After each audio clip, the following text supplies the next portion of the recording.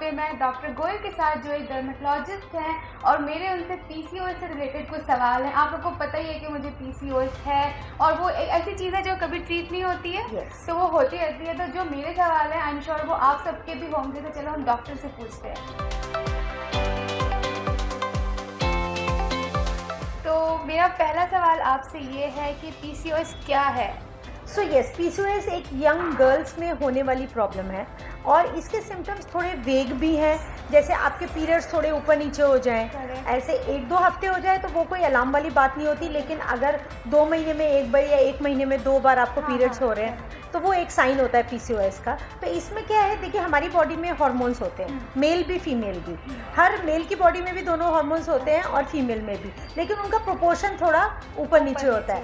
जब ये प्रोपोर्शन जो बैलेंस है वो गड़बड़ हो जाता है, यानी कि फीमेल की बॉडी में अगर मेल हार्मोन बढ़ जाए या तो उसे पीसीओएस बोलते हैं। और ये हार्मोन जब बढ़ता है तो ऐसे ही खाली ब्लड में नहीं बढ़ता है, इसके बॉडी पे भी सिम्टम्स होते हैं। इसमें वेट गेन हो सकता है, स्किन रिलेटेड प्रॉब्लम्स होती हैं। सो बेसिकली ये एक मल्टी सिस्टम कंडीशन है, ये सिर्फ एक स्किन की नहीं है। सो ये एक बॉडी की कंडीशन है जो यंग गर्ल्स में होती है और इसके बहुत सारे सिम्टम्स होते हैं, लेकिन ये पहचाना जा सकता है।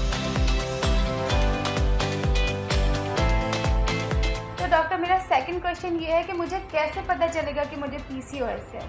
आपका वेट बढ़ जाए, उसके साथ साथ आपके पीरियड थोड़े डिले हो जाएं, या आपको पिंपल्स आ रहे हों और पिंपल्स बहुत स्कार्स छोड़ रहे हों। अच्छा। क्योंकि नॉर्मली पिंपल्स आते हैं, हम एंटीबायोटिक देते हैं और पिंपल्स कम हो जाते हैं, राइट, वो स्कार्स दे रहे हों। या अगर आपको बहुत ज़्यादा हेयर लॉस हो रहा हो यहाँ पे, अगर ये है तो आपको अलार्म हो जाना चाहिए कि आपको पीसीओएस हो सकता है। फिर वो कैसे चेक करें, मतलब उसके लिए आपको कहाँ जाना चाहिए? ये एक बहुत अच्छा सवाल है सबा कि आपको क्या करना चाहिए। बिकॉज अक्सर जब आपके पीरियड्स ऑल्टर होते हैं तो आप सबसे पहले गायनेकोलॉजिस्ट के पास भागते हैं। तो आपको ना सिम्टम्स जो मैंने आपको बताए हैं और मैं यहाँ पे लिख भी रही हूँ कि ये सब सिम्टम्स हैं, इन सिम्टम में से अगर आपको मेनली वेट गेन हो रहा है तो आपको जाना चाहिए सबसे पहले एंडोक्राइनोलॉजिस्ट के पास, यानी हार्मोन स्पेशलिस्ट। अक्सर जो डायबिटीज़ या थायराइड के स्पेशलिस्ट होते हैं वो ये भी ट्रीट करते हैं, तो वो एक एंडोक्राइनोलॉजी इशू हो जाता है। अगर आपको एक्ने नहीं है, स्कार्स भी नहीं है, बस आपके पीरियड 3-3, 4-4 महीने नहीं आ रहे हैं, तो सबसे पहले आपको गायनेकोलॉजिस्ट को कंसल्ट करना चाहिए। और अगर आपको चेहरे पे बहुत एक्ने हैं, स्कार्स हैं और बहुत ज़्यादा बाल हैं तो डर्मेटोलॉजिस्ट के पास सबसे पहले आना चाहिए। और इस सब में ना एक इम्पॉर्टेंट रोल न्यूट्रिशनिस्ट का भी होता है सबा। क्योंकि अक्सर आपको एक गाइडेंस चाहिए कि मैं किस तरह से, ये जैसे आपने बताया शुरू में कि ये एक लाइफस्टाइल कंडीशन है, आपको टोटली अपने लाइफस्टाइल को चेंज करना पड़ेगा, तो न्यूट्रिशनिस्ट का भी एक बहुत इंपॉर्टेंट रोल है। अच्छा डॉक्टर, मेरा ये भी क्वेश्चन है कि अगर आपको पीसीओएस हो गया तो आपको स्किन पे क्या डिफरेंस दिखेगा, आपकी स्किन कैसी हो जाएगी? एक तो वेट गेन तो होता है, वेट गेन की वजह से ना ये जो नेक यहाँ पे ना थिक हो जाती है, ब्लैक और डार्क और थिक, वेलवेटी नेक बोलते हैं। एक तो ये एक सिम्टम है और ऑफ कोर्स वेट गेन होगा तो स्ट्रेच मार्क्स है ना, स्किन बहुत आपके स्पेशली थाइस की स्किन और अंडर आर्म्स की स्किन बहुत डार्क और थिक हो जाती है। चेहरे पे आपको एक्ने स्कार्स, हर्सुटिज्म जो कि थिक बाल, और ये जो आपके यहाँ के बाल है ना वो कम हो जाते हैं। सो बेसिकली जो मेल हार्मोन बढ़ता है ना वो यहाँ के बाल कम कर देता है और यहाँ के बाल बढ़ा देता है, और इसीलिए हार्मोन ट्रीटमेंट बहुत ज़रूरी है इस साइकिल को उल्टा करने के लिए। और मेरा आपसे लास्ट क्वेश्चन है जो कि सबका होगा कि क्या पीसीओडी या पीसीओएस का पेशेंट कम्प्लीटली क्योर हो जाता है? ओके, सो आपको तो कुकिंग का बहुत शौक है सबा, है ना।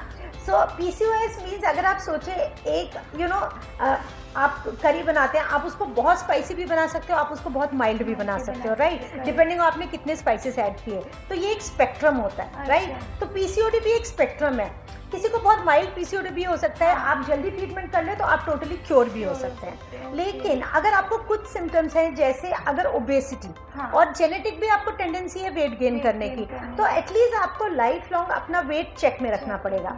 अगर आपको बाल ज़्यादा हैं तो हम यूजुअली लेज़र करते हैं, 8-9 सिटिंग्स लगती हैं और उसमें हेयर बहुत रिड्यूस हो जाते हैं। अगर एक्ने स्कार्स आ गए हैं तो स्कार्स का आप घर पे ट्रीटमेंट नहीं कर पाएंगे, उसके लिए हमें लेज़र करना पड़ता है जो गड्ढे होते हैं। जैसे डॉक्टर ने आपको बताया कि पहले आपको वो आइडेंटिफाई करना है कि आपको किसके पास किस लिए जाना है।